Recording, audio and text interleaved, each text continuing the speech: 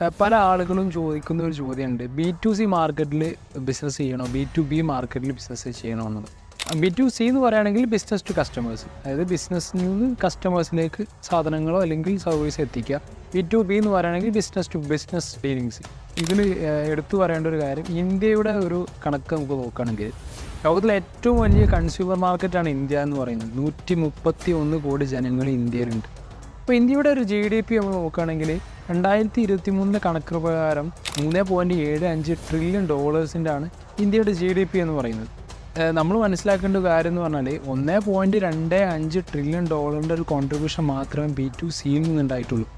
ബാക്കിയുള്ള $1.50 trillion contribution വരുന്നത് B2B മാർക്കറ്റിൽ നിന്നാണ്. 2030 ഒരു പ്രൊജക്ഷൻ പ്രകാരം ഇന്ത്യയുടെ GDP വരാൻ പോകുന്നതെന്ന് പറയുന്നത് $6 ട്രില്യൺ അതിൽ ഏറ്റവും കൂടുതൽ കോൺട്രിബ്യൂഷൻ